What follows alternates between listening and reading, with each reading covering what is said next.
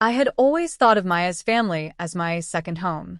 We met in college, instantly clicked, and soon enough, I was spending most weekends at her house.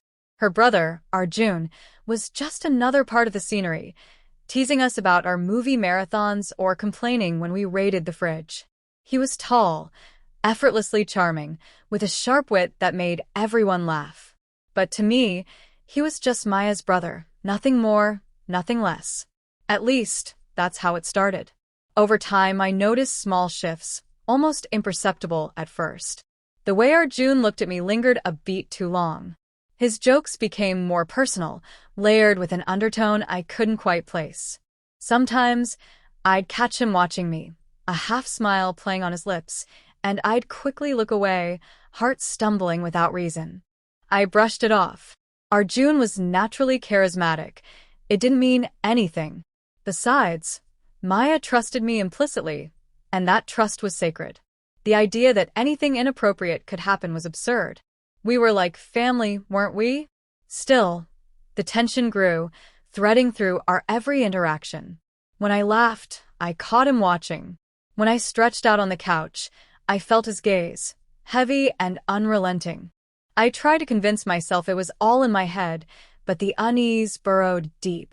One evening, after a long, exhausting week, Maya suggested we hang out at her place. I was about to agree when she canceled last minute, an emergency work call that couldn't be ignored. As I debated what to do, my phone buzzed with a message from Arjun. "You can still come over. I'm home. We can hang out if you want." For a moment, I hesitated, thumb hovering over the screen. It shouldn't have felt strange. I'd been at their house 100 times. But something about being alone with Arjun now made my stomach twist. Still, I replied, "Sure. Be there in 20. Maybe I was overthinking. Maybe things would be just like always. As I walked to their house under the dim evening sky, a part of me clung to that hope, that things were still innocent, that lines hadn't already been crossed. When Arjun opened the door, he greeted me with an easy smile, stepping aside to let me in. The house was quiet, unnervingly so. "Make yourself at home," he said, voice casual, but his eyes said something else entirely. I forced a smile, dropping my bag by the couch. Maybe this was a mistake. Maybe I should leave.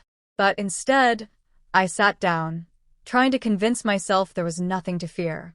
I couldn't have known then, that decision, that simple choice to stay, would change everything.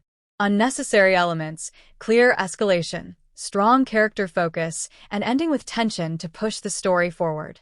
Arjun handed me a glass of water and sat down across from me, the distance between us feeling deceptively casual. For a few moments, we talked about harmless things, work, mutual friends, weekend plans. I tried to relax, to convince myself I was imagining the strange current humming between us. But every laugh, every glance, carried an edge now, a sharpness I couldn't ignore. "You look different today," Arjun said, his voice softer than usual. "Beautiful." I blinked, unsure how to respond. Compliments weren't new from him, but this one felt different. Weighted, intimate. I laughed awkwardly, brushing a stray hair behind my ear. "Thanks," I muttered, keeping my gaze fixed on the glass in my hand. He moved closer, shifting to sit beside me on the couch. My heart stuttered. I told myself to stay calm, that he probably just wanted to talk. But when his hand brushed against mine, lingering, deliberate, my body tensed. "You've always been special to me, you know," he said, voice low. I pulled my hand away, smiling tightly. "You're Maya's brother, Arjun. We're like family." The words felt heavy in the space between us, meant to draw a boundary he shouldn't cross. But instead of stepping back, he leaned closer. "You're not just family to me," he whispered. Before I could react, his hand cupped my cheek. His lips crashed into mine, rough and unexpected. Shock rooted me to the spot. For a heartbeat, I froze, my mind scrambling to process what was happening. I pushed against his chest, but he only gripped me tighter, pulling me onto his lap. Panic bloomed inside me, hot and suffocating. "Arjun, stop," I gasped, trying to wriggle free. But he wasn't listening.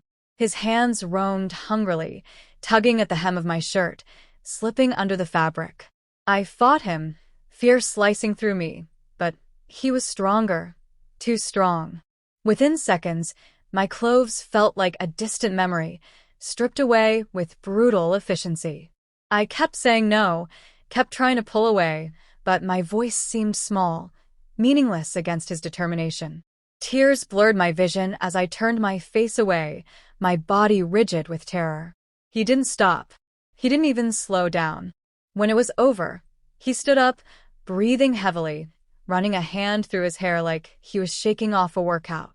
I curled into myself, pulling my knees to my chest, trying to disappear into the couch. Neither of us spoke. The silence was thick, suffocating. Finally, Arjun muttered, "You should get dressed," and disappeared into another room. I sat there for a long time, shivering, hollowed out, too broken to move. Somewhere deep inside, something had shattered, something I knew could never be repaired. And worst of all, I had no idea how I was going to face Maya ever again. The walk home felt endless. Every step was heavy, every breath sharp against the cold night air.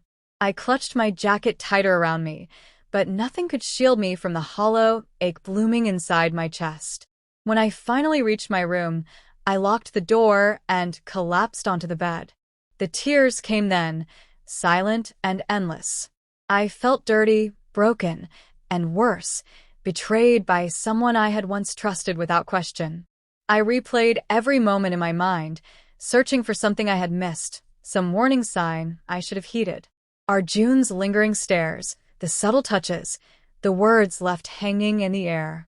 They had all been there, and I had chosen to ignore them. Now, the guilt wrapped around me like a chain. The worst part wasn't just what he had done, it was the secret I now carried. How could I face Maya, knowing the truth? How could I look her in the eye, pretend everything was the same, when nothing ever would be again? My phone buzzed on the nightstand. I flinched at the sound. It was a message from Arjun. "You okay? Don't make it a big deal. It just happened." I stared at the words, ball rising in my throat. Just happened. Like my pain was a casual accident, an inconvenience easily brushed aside. I deleted the message without replying. The days that followed were a blur. I stopped visiting Maya's house, ignored her calls, made up flimsy excuses about being busy with work. Each lie tasted bitter on my tongue, but facing her felt impossible. Maya's messages shifted from cheerful to concerned. "Miss you, girl. Are you mad at me? Did I do something wrong?" Every time I read her words, a new crack formed inside me. Sleep became a battleground. Every night, I was trapped in nightmares, Arjun's hands, his breath, the feeling of powerlessness that no shower, no distraction could erase. In the mirror, I barely recognized myself. My eyes were dull, my skin pale. My smile, when it came at all, was brittle and fake. I considered telling her so many times. Picking up the phone, dialing her number, only to hang up at the last second. How could I explain something so terrible, so confusing? How could I make her understand that I hadn't wanted it, hadn't asked for it? A part of me feared she wouldn't believe me.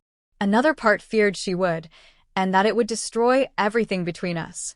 I was trapped in a prison of my own silence, and every day the walls closed in a little tighter.